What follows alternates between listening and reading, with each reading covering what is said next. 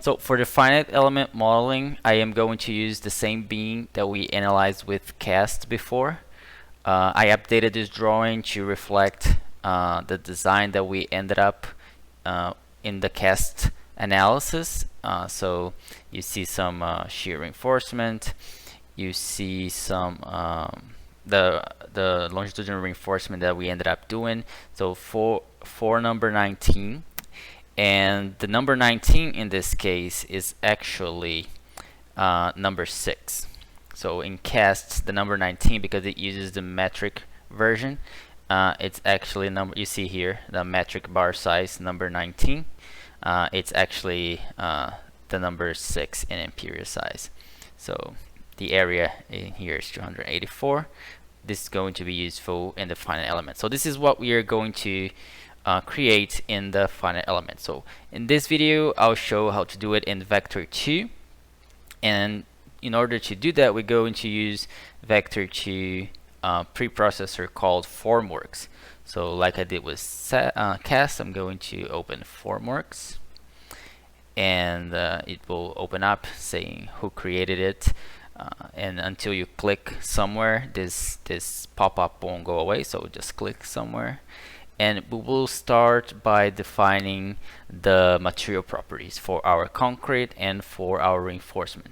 So to define the material properties of the concrete, you can click this icon right here, or go into structure and define materials. And in here, our thickness is the same as the D region in cast, is 300 millimeters. So this thickness is the out of plane thickness of the element.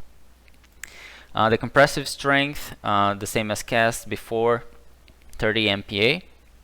And for all the other properties, the tensile strength, all the other properties listed here, I am going to leave as 0. So all this property has this asterisk, which if you read right here on the bottom, it says enter 0 for vector 2 default value. So I'm just gonna use the defaults for this example.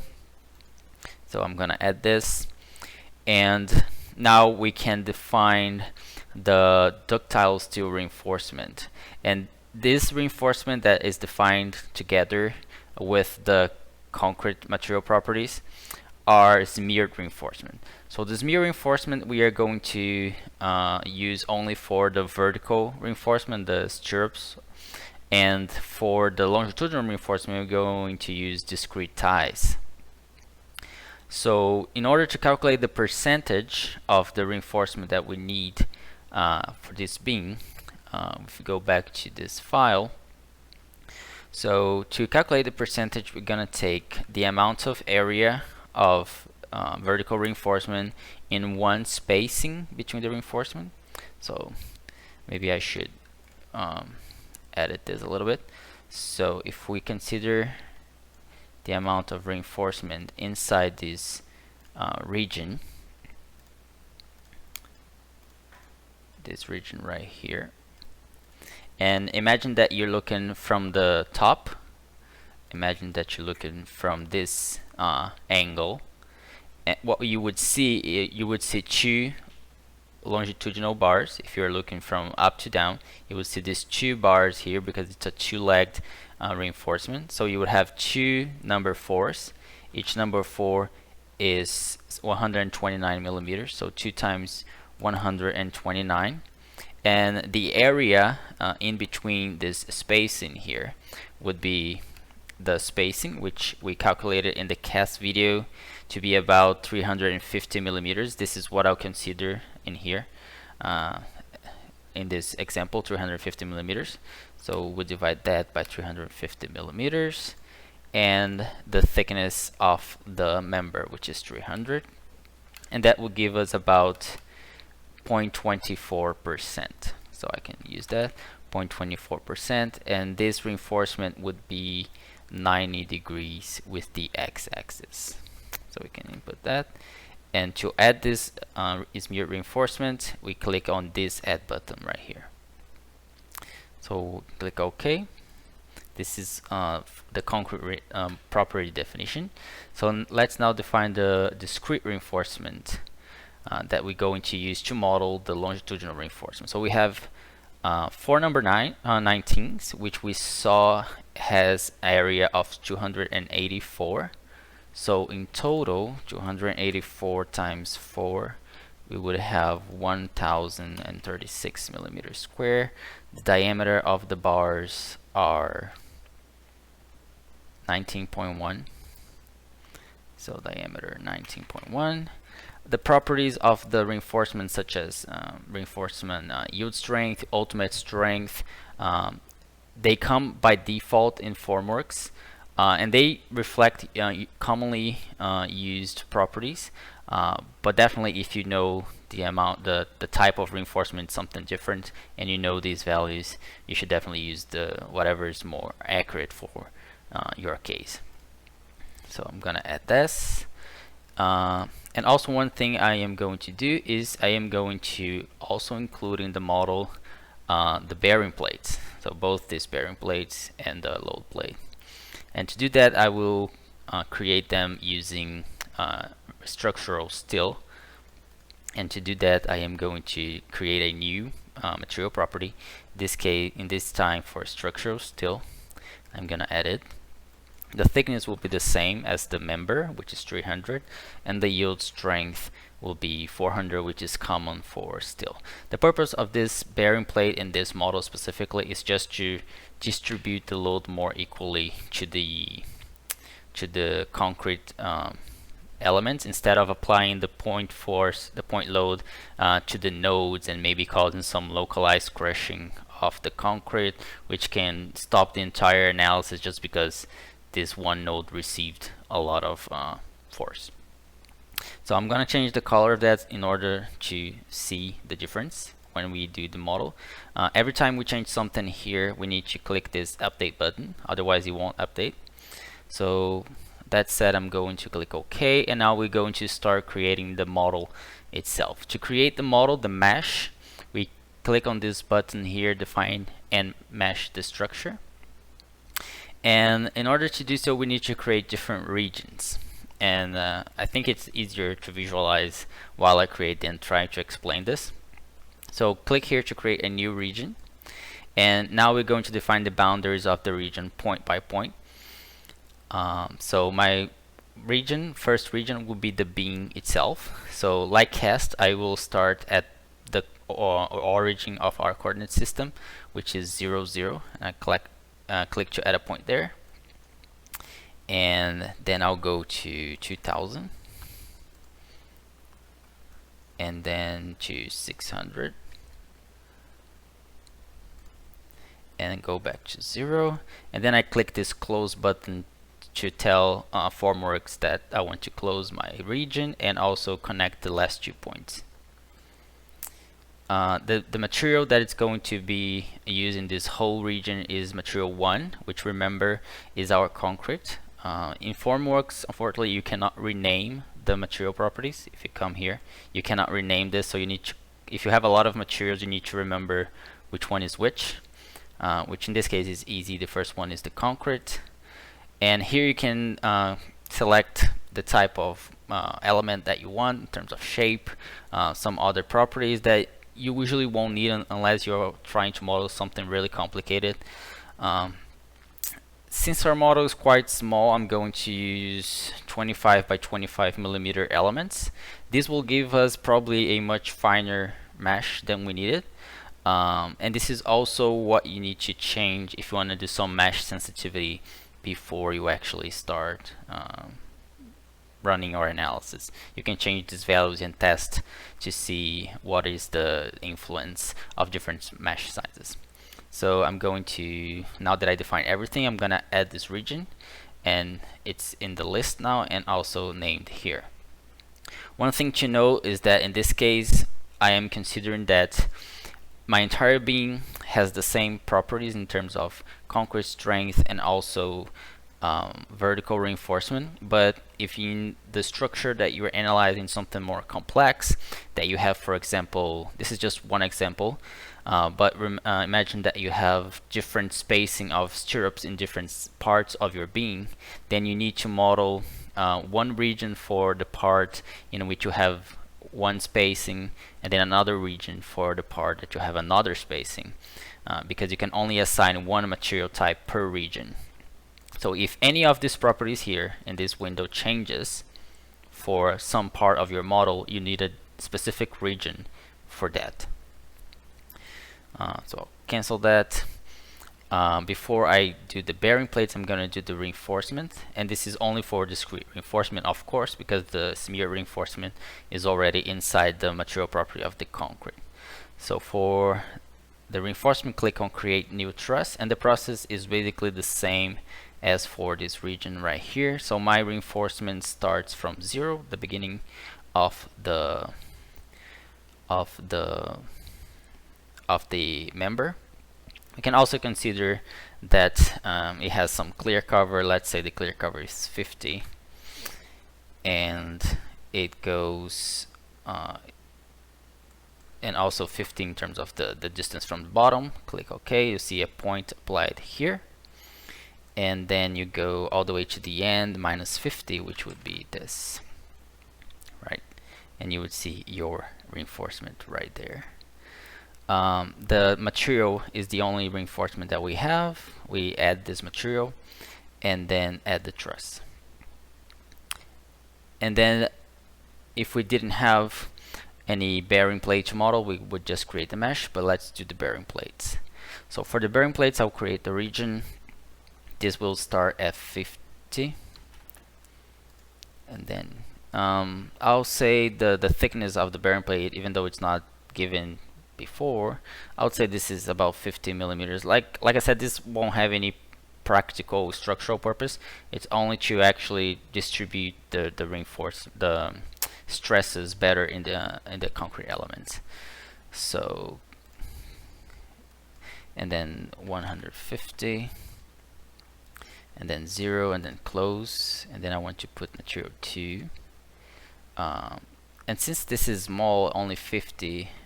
Yeah, 25 by 25 should do as well. And then repeat the same process. This is supposed to be 1850, and then 0, minus 50, 1950, 0, close. Material 2, add 25 by 25, add. And now the force, the load plate, which is create new region, supposed to be 650 all the way to the top of the element, and then 750, 650, 650, and close. And then material 2, 25 by 25. Okay, so now that I have all the regions that I want, I can create my mesh to actually create the elements. Before you do so, I recommend saving the model, because sometimes the program crashes at this point if you have a very complicated mesh. So it's good to save it before. So I'm going to save it here. I'll call this example model. And now I'll click to create the mesh, and depending on the size of the structure, how fine the meshing you are creating, see, it's already not responding, but in this case it worked. Depending on the size of the structure and how fine your mesh is, this might take some time. So once we create the mesh, this is not actually created the elements for us. I think this is just for us to have a sense of how the mesh looks like.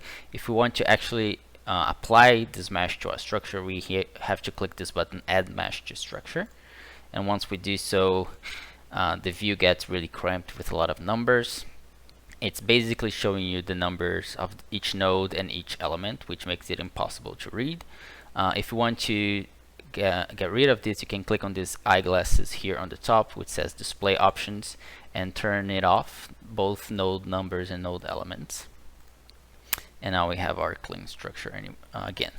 So we see that we have different material for the bearing plate, which is our steel. Sorry. And we have the concrete and our reinforcement. Let's save again.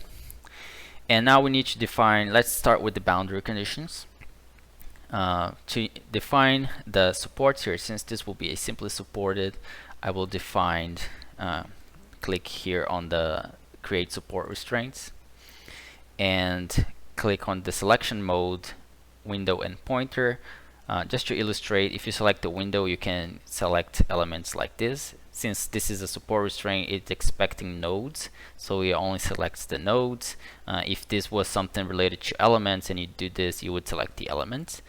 For this case, I'm going to use the pointer, and then I'll select this point here, and I'll use a pin for that. And for this point here, I'll use a roller, so just the Y restraint. So everything that's needed now, what's left to run is to actually apply the load to this beam.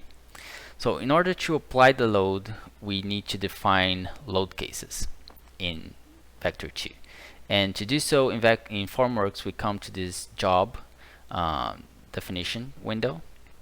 And here you can define, bookkeeping stuff such as the name, the date, and stuff like this. But what we are interested in this case is different load cases. In here it shows that you can apply up to 5 load cases. So in our first load case, this is useful to if you want to separate your dead loads from your live load, if this is what the type of analysis that you want. In order to illustrate how to use multiple load cases, which is called, and also to illustrate how to apply the gravity load, the self-weight of the elements, I'm going to use 2 load cases. The first one I will use to apply the gravity, and the second one will be the actual load. Okay, so before we work with any of this, these numbers, which will be important, let's click OK, because only when we select the number of load cases that we will use is that we can actually create the loads in Formworks. So you see now that I have 2 load cases in my Formworks, and I can alternate between them. So load case 1 will be our gravity. And to apply gravity load, this is where we apply all types of loads in Vector 2. The first one you'll see it's nodal loads, basically forces. The second one is displacements, then gravity, temperature, pre-strains, and a lot of other stuff right here. So in the first load case, I will apply the gravity. To apply the gravity, I need to specify what is the density of the elements, and usually gravity, it's in the Y direction pointing down, so this field is already pre-filled for us. So we just basically need to specify the density. Concrete has a density of 2400 kilograms per cubic meter, and I know that the steel bearing plates here doesn't have this density.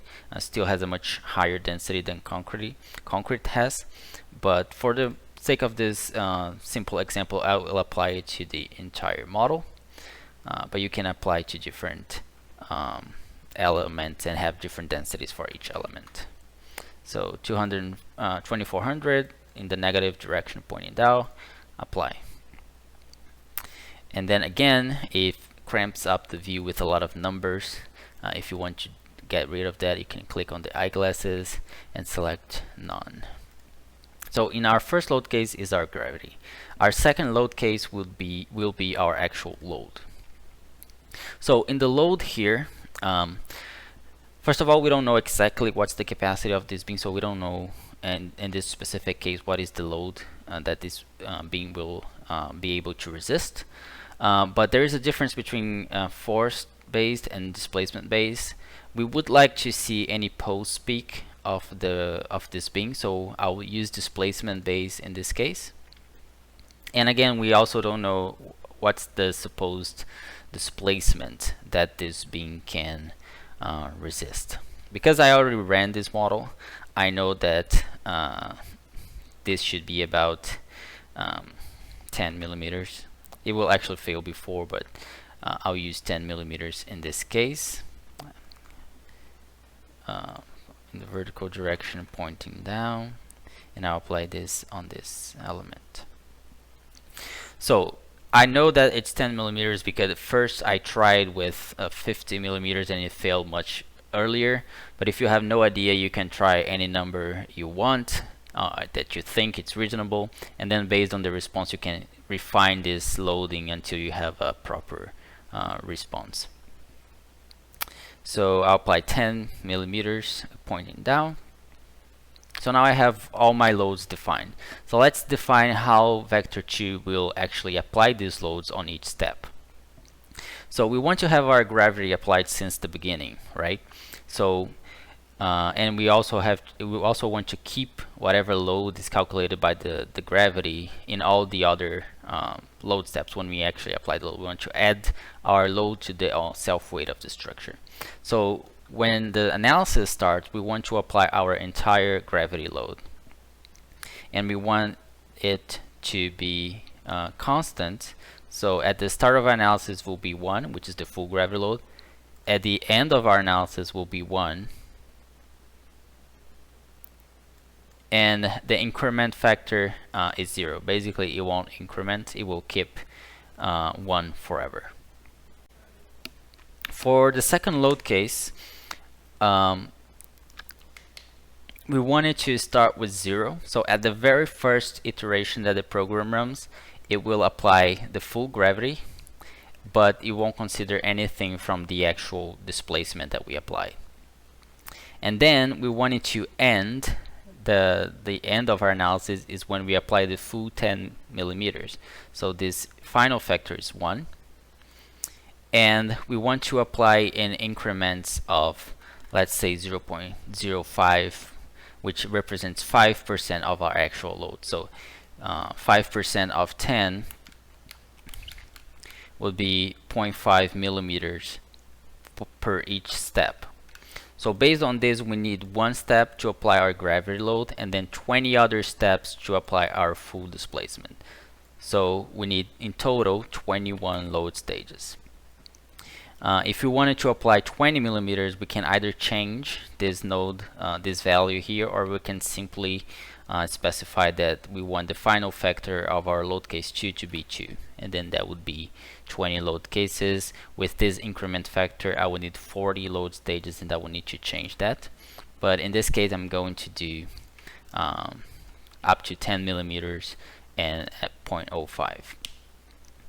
So this is basically everything that needs to be set up. This job window has many other properties that can be changed for the analysis, for the things that run under the hood. The manual of Vector 2, it's a good reference to understand what basically everything that's in here represents. So for now, I'm going to click OK, and you can simply click Run Vector 2 Process, which is also good to save before, because it might crash and you might lose all your model. You can click Run Vector 2 Processor, and it should start this black screen doing the iteration. So you see here, if we stop this, you see that it says load number stage 1, and then it's applying the load case gravity with a factor 1, and is applying the load case with a factor of 0. And then this will run, because this is an initial stage, it will run until 60, I think, or 100 iterations. Yeah, 100 iterations, and then it will start applying the second load case, which is called load in this case. I'll just stop here to show. It's writing the result files, and now you see that the gravity load is maintained at 1, at a factor of 1, and the load case is starting with a factor of 0.05. And from this load case forward, once it reaches the convergence factor, it will already go to the next load case. It won't go all the way to 100, which might not occur in this case. But in any case, I've already run this, and I have the results in this file right here. So if you look at this plot, maybe it's not very good to show it like this. But if you look at this plot, you will see the blue one is obviously the finite element, since we have a force displacement response. And actually I'm seeing here that the model that I ran, I only ran up to 5 millimeters displacement instead of 10, which I did with right now. So I see that the last point is at 5. So that's what I ran before. So each point here, it's a converged load step of vector 2. And we see that the maximum capacity of this beam was found to be about 650 kilonewtons. And our strut model calculated, this should be series 1 FEM. And our strut is only about 426, which I calculated based on our tie, which was the most stressed element right here. So one thing we can do with finite element, especially in this case vector 2, is to run the post processor Augustus to see the behavior of the beam of the model. So I have here the model test, what I ran. And when you open Augustus, it will show you basically a overview of your entire model, what parameters you use, the general configuration of your model, the colors of the materials and stuff like this. And on top here, after these icons, you will be able to see result parameters such as convergence, stiffness matrices, vital signs of the elements, cracking information, displacement, and cracks. This is the one I usually come and I find most useful to click on displacement cracks. And here you right off the bat you see the curve, the same curve as I had in the Excel, which I extracted from here. And you can also click on this combined view, in which you will see both the displaced structural shape and the cracking on the structure. So if you click on combined view and either pick a state here with the mouse or press page up, and you will start to navigate the converged steps of vector 2, and you can keep going and you will see the cracking. I like to change the magnification because it at default is 20, which might exaggerate some of the displacement and cause some alarms on someone that's looking at it that it's displayed so much. So I like to keep it like 5 at a reasonable displacement increments, displacement scale. So we can keep going, and we see that as the load progresses, this let's call it strut. Now that we have done the strut entire model, this strut here becomes very highly loaded until we see that it basically fails. We can see it failing right here. If you set the magnification back to 20 as it is again, we see that this one has basically failed. So if we want to see other properties, such as for example the compressive strength, the tensile strength, cracking directions without showing the deformed shape of the structure, the applied loads, reinforcement information, we can see the stresses and the reinforcement being picked up here and in here. So this is basically our stirrup that we included in the strut model. If we look at the concrete stresses, if you want to see the stresses on the discrete reinforcement elements, you can click on either the average truss or the crack truss, and you see that, for example, the green here represents 361. Remember that the yielding strength of this, the yielding stress of this reinforcement is 400 MPa. So we can see that in this point of the curve, the reinforcement reaches the yield. So the first thing to happen in this beam is actually the yielding of the reinforcement, which matches with our most stressed element in the strut model, which was the tie. And then after that, the reinforcement yields, and if we go back to this point, we see that the second element, the one that causes the failure of the entire system, after the reinforcement yielding, is this compression strut here, which also matches with our strut and tie, since this strut here is the most stressed element after, you know, the tie here on the bottom. So it's a good thing to do the finite element to verify the STM if we have that opportunity, and here we can see that in action. So yeah, so this is how we use the finite element, how we see the results. If we look at, just to finish this, if we look at the concrete stresses, the compressive concrete stresses, we can see how the stresses flow from the point application load to the support here. You see this white lines.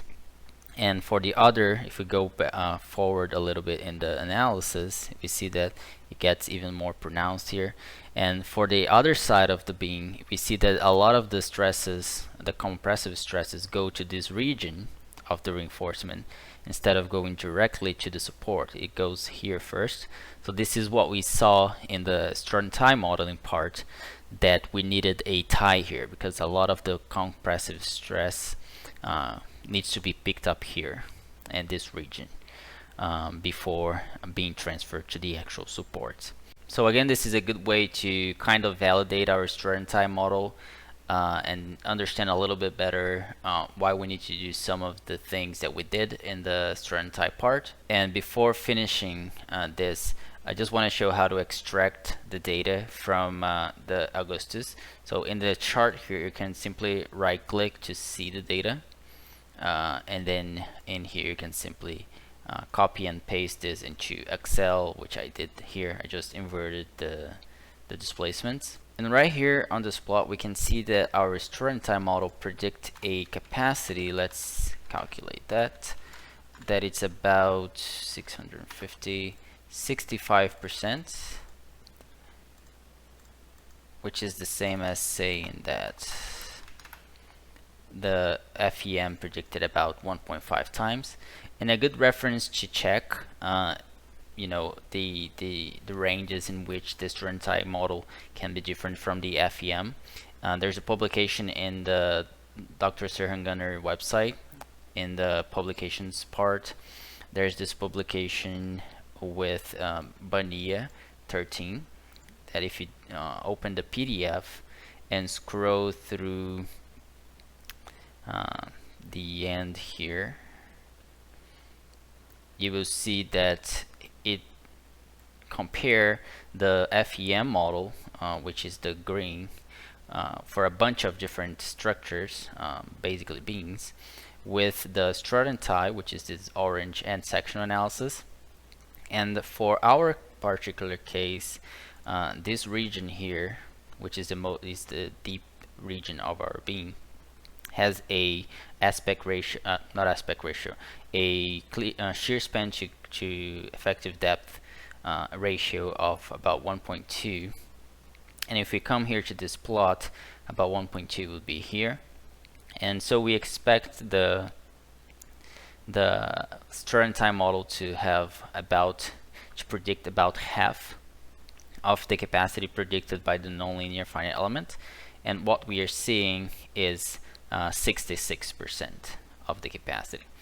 So this is also a good way to verify that our model is meaningful and it is correct. Another way to validate it with a previous results. So yeah, that's it. That's for the nonlinear finite element modeling.